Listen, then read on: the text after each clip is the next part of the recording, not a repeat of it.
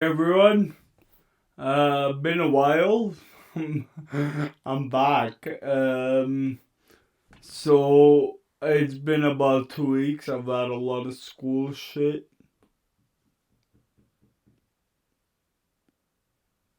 Sorry, I'm just contemplating if I should leave that in, but whatever. I'm too lazy to edit it out, even though it's like 3 clicks. You guys do not need to know that either. So, anyways, yeah, it's been 2 weeks. I've had a lot of school stuff to get over with. Um, so yeah, that's why I've been on a little what's the word? Not hiatus. Break. Well, I took it a little break from recording this absolute beauty of a podcast that no one watches. So, anyways, let's dive right into it. I'm sort of right in the middle of We're sort of right in the middle of free agency in the NFL. If you guys don't know what free agency is, which I assume nobody does because nobody watches, so half of nothing is still nothing. Uh, but anyways, yeah. So we're right in the middle of free agency. Free agency is It's like all the players that the teams did not sign to a contract or put on the franchise tag for the year. So meaning this year of 2020, but it's been the same for as long as I can remember. I think 94. I might be wrong on that. But yeah, so we're right in the middle of sort of helping in an awkward time, but it's not really to discuss it. It's more to give my favorite signings and to start the pre-draft process. Cause the draft is on April 14th, 19th. It's somewhere in April. We're in March right now, so I'll give my favorite signings, some moves, and what I think a team should address in the draft. So let's get right into it. First off, we have my favorite signing from the Washington football team. It's gonna sound weird. I will try to explain myself as best as I can. My favorite signing was Ryan Fitzpatrick, the quarterback. I love Ryan Fitzpatrick. He was a big brother to Tua Tagovailoa last year. Veteran quarterback. I think it's his ninth team in his career, which is mind-boggling. But it's still funny at that. I love his beard. But yeah. So he signed 1 year, 10.5 million. Um, it wasn't. It's more of an emotional. That's why it's my favorite. They also signed Curtis Samuel last night, a really good wide receiver. Um, so they signed Ryan Fitzpatrick for 10.5. What do I think they should do? Listen, Ryan Fitzpatrick at this point in his career is a veteran duct tape quarterback at best. Like he wakes up on his best days. He's a duct tape quarterback. Like he's not a franchise quarterback. I think he's 38 or like 37 on the wrong side of 35 and playing football. That's not a good thing. So he's veteran duct tape. In my opinion, they still have to address the quarterback in the draft. What do I think they should do? They could draft Kellen Mond, an unknown, well, not unknown, he's still talked about, but he's not as known as Trey Lance, Justin Fields, Zach Wilson, Trevor Lawrence, the Big Five, Mac Jones. He's not as well known as those guys. He's supposed to go in the second round, and I would love to see this. He has in my opinion, amazing scrambling ability. Like he can scramble so well, and it's really cool. Also, he has a strong arm and inconsistent ball placement, meaning he has tendency to overthrow the ball. Um, but I think under the right coaching, which I think Riverboat Ron Rivera, right? His name is literally Riverboat Ron. Because he is such a boring, his offensive schemes are boring. And I think he'd be able, and boring sound, right? So I think that he'd be able to coach Kellen Mond well. One route. So I think in the second round, the football team could draft Kellen Mond. Or if they wanted to another route, in my opinion, they could trade for Gardner Minshew of the Jacksonville Jaguars. I don't know if he could be their franchise quarterback, but I mean, behind the right coaching, I think he could be really good. He's physically limited. He can't throw a perfect spiral deep ball like some of the quarterbacks can. Most notably, the ones that I can think of. Derek Carr, Deshaun Watson, Patrick Mahomes. He doesn't have that level of arm strength, but he's still pretty good, and that's why I think they should trade for him. Jacksonville has the first overall pick in the draft. What does that mean? They're gonna draft Trevor Lawrence, the generational talent of quarterbacks this year. Yeah, Gardner Minshew for the Jaguars, and Minshew is, I think, is a sixth round pick, meaning it would not cost too much to draft him. To trade for him. Maybe a fourth rounder, really not that much. And then second of all, right? So they have the moves, either draft Kellen Mond or trade for Gardner Minshew in what I think is a loaded class of parts that they could use well. Um, in my in my in my review of parts that the team needed, they needed, in my opinion, a cornerback too. They have Kenny Fuller at as the cornerback one. They have what's the name, Cam Curl as full as strong safety. They needed a quarterback too, and they got that. Will Jackson. I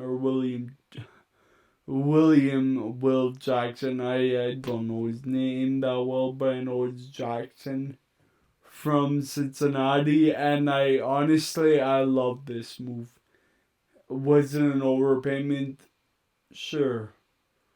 $14 million over 3 years. I'm sorry, it's over 3 years. They don't. It's not like they paid the guy 14 mil over 8 years. You know, it's really not that big. It's not gonna hurt them financially in the long term. So yeah, they signed Will Jackson from the Bengals as their cornerback too, I believe. And listen, with Ron Rivera again, a defensive-minded head coach, he's not. I believe that Ron Rivera could really use. Will Jackson is still young. I believe he's 25. I'll have that in. But I believe that he's still young. So I mean, Ron Rivera still has the chance tap that untapped potential that I think he has. Then, what should they do in the first round? Because they have the 19th overall pick. What should they do with it? In my opinion, they should draft offensive line. They re-signed Brendan Sharp, their tackle, but he's a veteran for 1 year, aging veteran for 1 year. It's not a long-term solution, and it's the draft. To be drafting your long-term solutions at offensive line. They could draft Elijah Vera Tucker, Tevin Jenkins, which I really like. Tevin Jenkins, violent, well, in a good way, violent. He's aggressive in a way that you need offensive linemen to be aggressive. He has a high floor. Um, I love Tevin Jenkins. I think Elijah Vera Tucker is solid as well, but I think definitely Tevin Jenkins, and he should be available there. Um, it really depends on who drafts what. Let's say if Tevin Jenkins isn't there, he should get picked by them. If sorry, excuse me. If Tevin Jenkins is not there, Elijah Vera Tucker should get picked. If Elijah Vera Tucker is not there, Tevin Jenkins should get picked.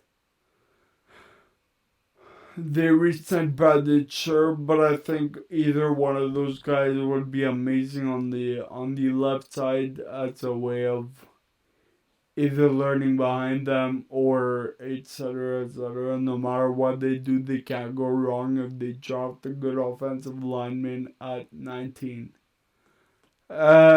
Listen, the football team has Cam Sims, Terry McLaurin. Literally last night, they signed Curtis Samuel recently of the Carolina Panthers. They have Logan Thomas at tight end. I love what the football team is doing. They have all they really need is an offensive line, a quarterback. That they need a free safety maybe. They have a strong safety. They have cornerbacks in Jackson and Fuller. They have receivers and the guys that I just named. They have a running back in Antonio Gibson, J.D. McKissick. They have a stellar front seven, like a fantastic front seven. They have a good coach. I don't want to make any predictions, but if they do everything properly in this draft, who knows, they could end up going for a deeper playoff push than I think most people expect. And I'd love to see it. Listen, I'm a Giants fan, so I'm NFC East or NFC least. Dep- Depending on what you want to call it. But I don't know why I've had a soft spot for the Redskins before in the football team now. Um I love, especially with Ron Rivera. I Logan Thomas literally burst onto the scene this year. I love it. And listen, if they want to, in the third round, this would be the luxury pick of luxury picks. They pick up Tamari and Terry. I'll have a highlight of them somewhere. I will literally hear. Tamari and Terry in the third round, 6'4". He's a DK Metcalf type prospect. I don't think he will go there, but it would, again, in the third round, it would be a luxury pick of luxury picks on a team with already good receivers. He could possibly be a number one when you already have Terry McLaurin, Curtis Samuel, who's a very viable number two. Cam Sims, which played number two last year. I assume he would be third in the pecking order of wide receivers. And you have Logan Thomas at tight end. On Damari and Terry, if you add him in there, would be insane. You have Antonio Gibson, I'm repeating myself, but I love what the football team is doing right now. And now let's move on to what I think is a pretty funny topic. The Patriots have spent crazy amounts of money in free agency to sign basically every free agent there is. They signed two tight ends and Hunter Henry, Johnny Smith. They signed Nelson Aguilar, which I think was poisoned in Philadelphia under Doug Peterson. He did really good last year under John Gruden with the Raiders with their car throwing in the ball. They signed what's the name? Is it Matthew Judon? I think it is. They signed Matthew Judon to a 4-year. They signed Cam Newton to a 1-year. And now let me get to where I'm trying to go with this. They signed Cam Newton for 1 year. I think it was 14 mil. Right now in his career, he's the same as a Ryan Fitzpatrick. Coffee. Good, very thirsty. But yeah, I think at this point in his career, Cam Newton is the same, or at the same level as Ryan Fitzpatrick. He's not your franchise guy. He's not that young anymore. But he's still viable. So, I mean, since the Patriots have the 15th overall pick, which is pretty high for the Patriots standards, they could draft a quarterback there. I think they should draft a Mac Jones if he is available. He probably is. He's not going in the top 10. Not the top 20. You know what I mean? You get my point. I think the Patriots should draft Mac Jones. But anyways, this is the part that I found really funny. Tom Brady was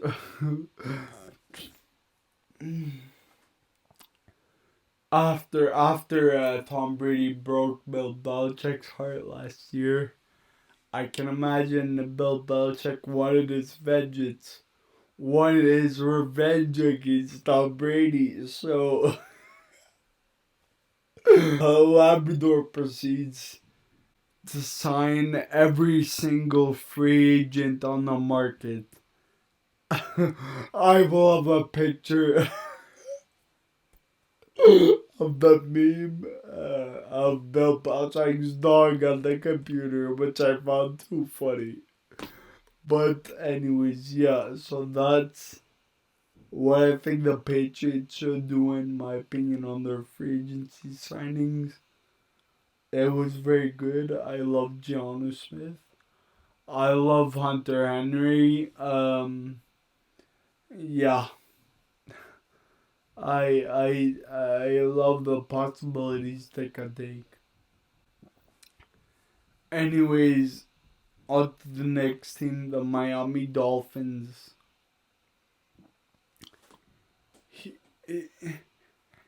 Dolphins fans, heed my warning. I do not think you should draft a wide receiver at third overall. Why do I say that? Listen, I'm not oblivious. They need wide receiver. I'm not arguing that. But at third overall, you could draft Penny Sewell if he's there. You could draft an edge rusher. You could draft a Rashawn Slater if he's there. You have so many options at third overall that you got from the dumbass Houston Texans organization. You could draft so many things in the deepest wide receiver draft that I've seen in the past little bit. It's the strongest wide receiver draft. Why would you no waste? Why would you use such a high pick if you could get something later? Maybe just as good, be it Kadarius Toney at 18, be it Tamarian Terry in the second or third round. There are honestly so many ways you could go. Do not draft an offensive weapon at third overall, meaning tight end, even cornerback for that matter. Do not draft tight end, wide receiver. In my opinion, you should draft a lineman, draft Penny Sewell, Rashawn Slater, Kwity Paye, Greg Rousseau, even if you like him. JOK, who's probably gonna be there at 18, but I mean, I'm not gonna even try to pronounce his name, by the way, because I know I will butcher that. Like, I don't even know his name. Like, I know his name, but I will not say his name properly. JOK is what I'm gonna say. And then in post editing, I will put it in there as a subtitle. But then on the same boat of they should not draft a wide receiver that early, there's the Eagles. Should not draft a wide receiver that early. They're dumpster fire of franchise, so I would not be surprised if they did. If the Giants are picking at 11, I do not think they should draft a wide receiver at 3. As a Giants fan, please, I beg, do not draft a wide receiver at 3. At 11, excuse me. Do not draft a wide receiver at 11. Draft an edge rusher, a linebacker. Micah Parsons, Zayvon Collins, Kwity Paye, Greg Rousseau, Aziz Ojulari, Christian Darrisaw. For that fact, I do not care. Do not draft a wide receiver. As a Giants fan, I am begging of you, please. Do not, Kyle Pitts, draft Kyle Pitts even. Just not a wide receiver, please, thank you. I think they should. Kyle Pitts is really, if you want to get a wide receiver.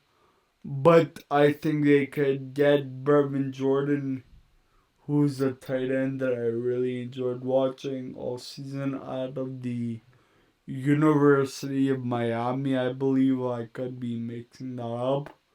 But in the second round, they could get Brevin Jordan. I do not think they should draft a weapon.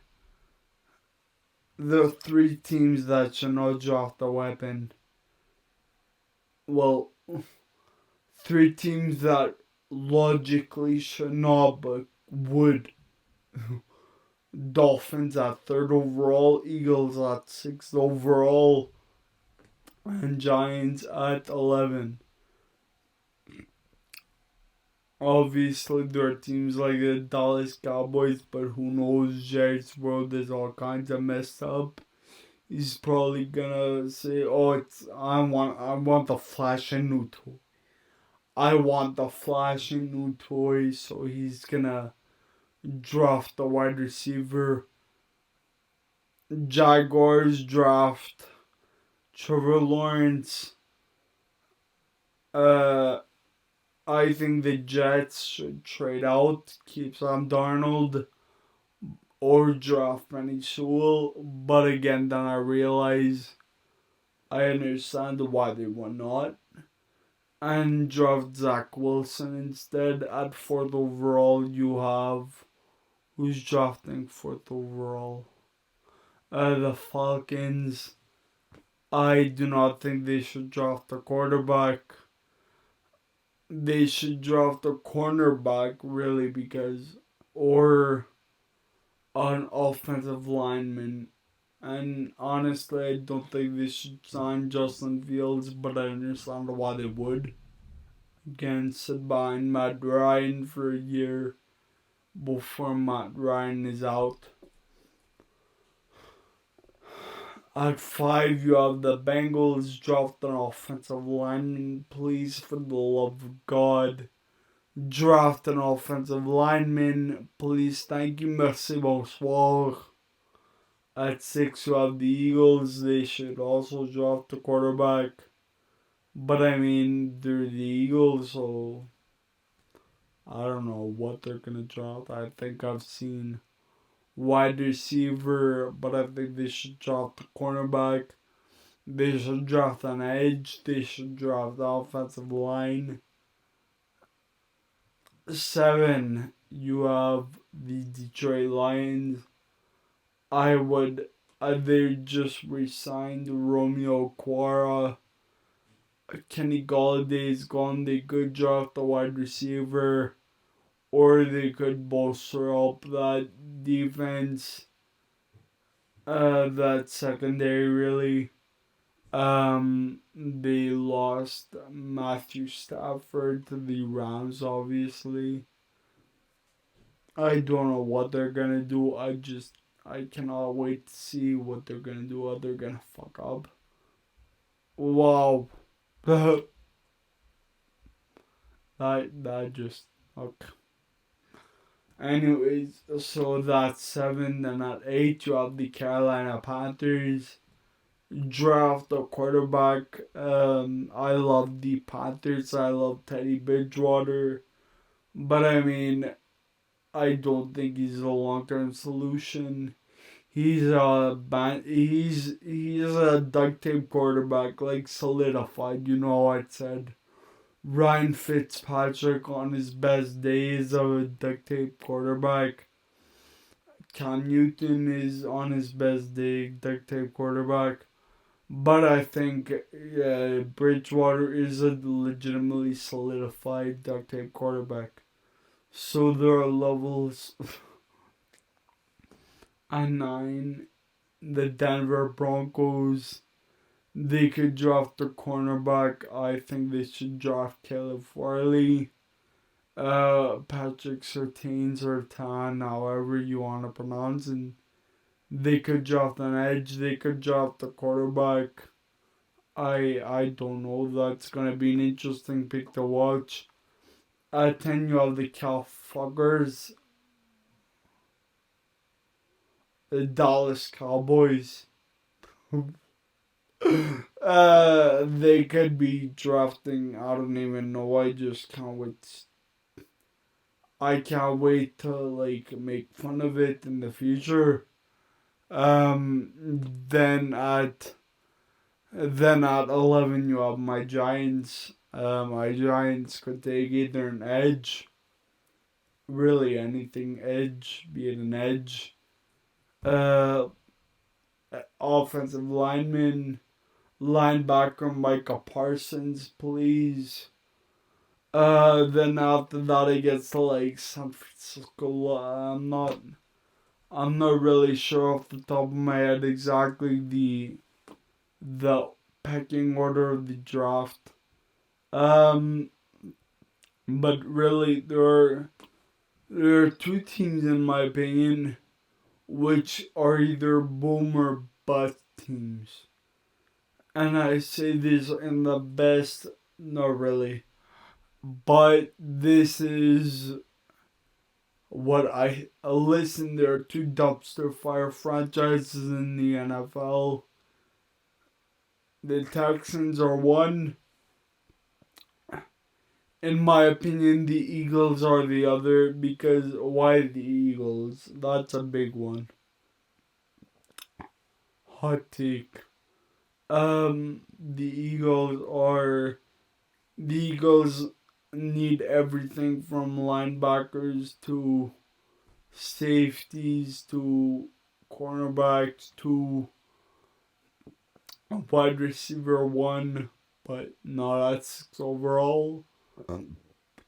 Uh,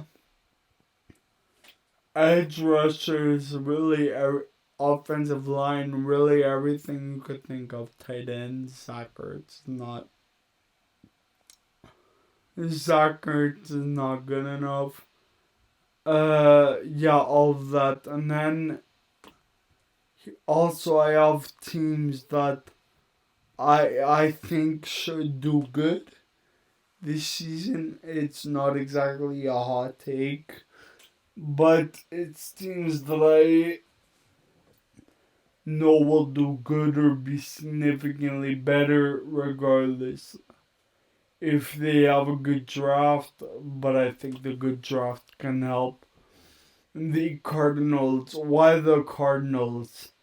They have DeAndre Hopkins. They have Larry Fitzgerald. They recently signed AJ Green. They recently signed JJ Watt as well.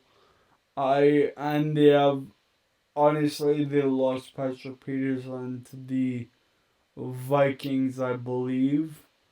But either way, I think that one corner, they have Buda Baker, amazing. They have holes on that defense, but I think they could be fixed. Be it in the draft, be it through free agency, we haven't really seen. I'm not too sure if Kyle Shanahan is the guy. He's on the hot plate this season, but I really like Kyle Shanahan and his air raid offense. Anyways, then you have the Colts. It's not championship or bust, but I want to say like conference at least. They traded a first for Wentz. Anthony Costanzo, their tackle on the offensive line, retired, so they need to re up at that position. The Rams also. Honestly, I cannot wait to watch the Rams. Like I said in the last episode, where I fully broke down the Stafford trade. So they added Stafford. They were already very good. They were already very good. They just need more depth, to be honest. And if they were already very good, and they were being held back by Jared Goff. So yeah, again, a quick recap. Those are the exciting teams for the 2021 season that I cannot wait to watch. Um, they should do good regardless.